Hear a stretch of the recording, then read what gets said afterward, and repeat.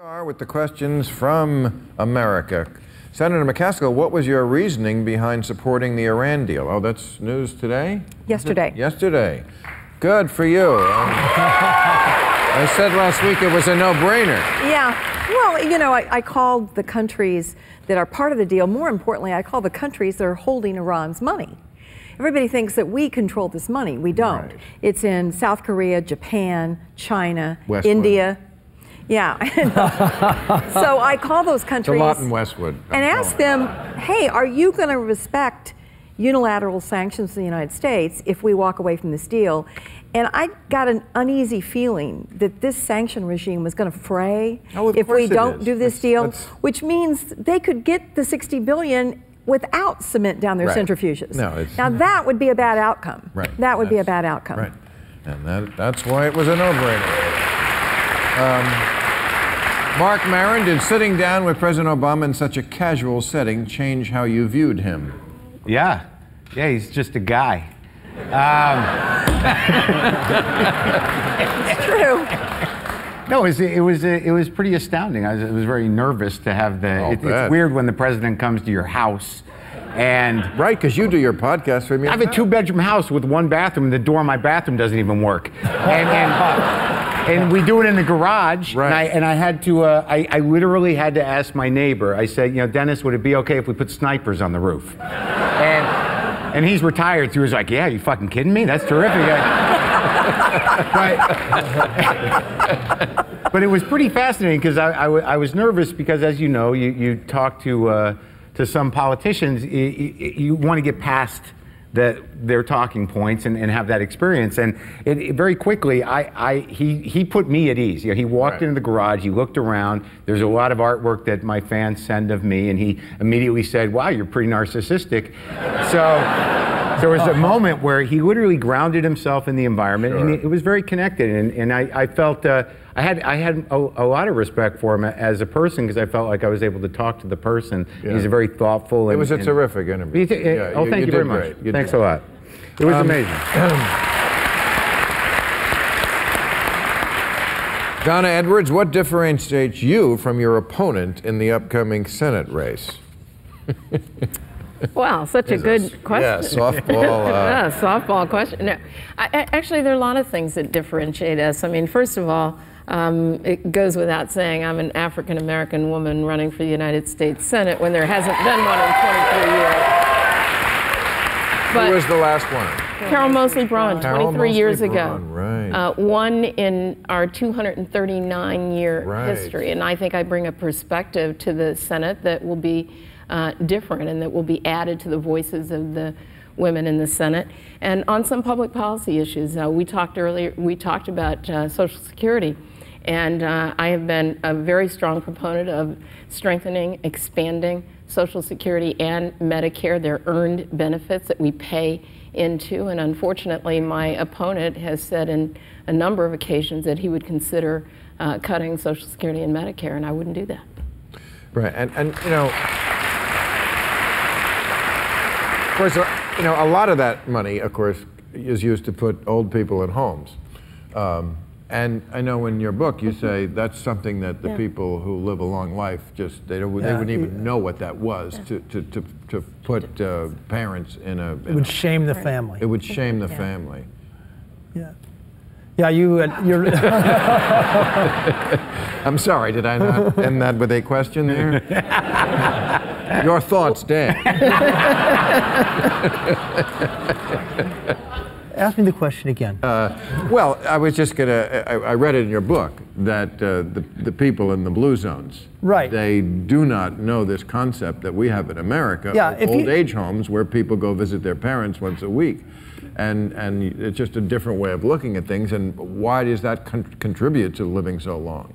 Well, it's more, if you put your aging parent in a retirement home, it'll shave between 2 and 6 years off of their life expectancy. I think part of it is that if your aging parent's in the home, they're in blue zones anyway, they're continuing to help cook, help take care of kids, run the garden. they're not only feeling a sense of purpose or a sense of responsibility, they have a reason to get up in the morning, they have a reason to stay active, a reason to take their meds. And when you put people in a retirement home, it's like, well, they wake up, well, what do I do today? You know, go play shuffleboard. So it's an important idea, I think, too.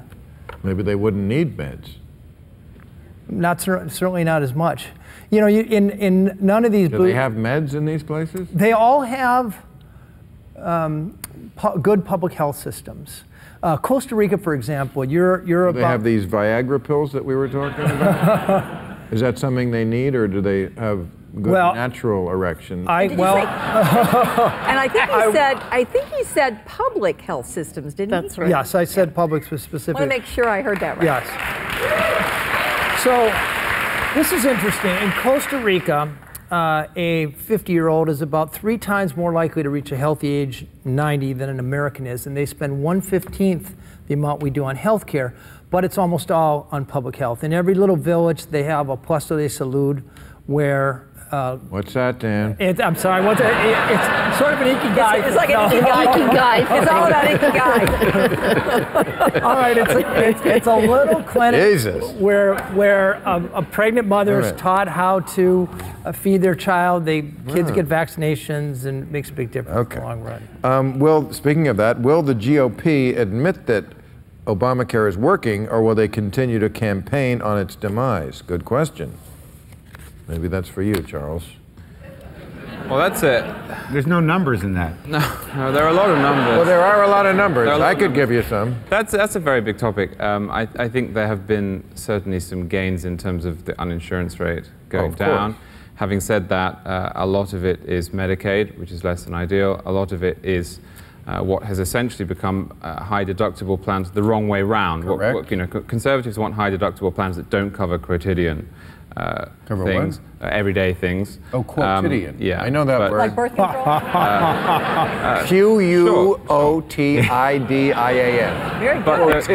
Very good. Quotidian. But there will be if there's a serious problem. What we have is the opposite at the moment, and that's largely because it's so prescriptive. I mean, there's a federal regulator, and it tells you what you need in it. And there was an interesting piece in Harper's Magazine. It didn't come from my perspective, but saying that I read it. In combination with the Cadillac tax, which is probably more of a sort of Toyota Corolla tax, it's not really just the top of the market. This is going to cause people a lot of problems. So this is a very complicated topic. But here's the question for the presidential candidates, the Republican presidential candidates. Has anyone seen Replace? Have you ever seen it?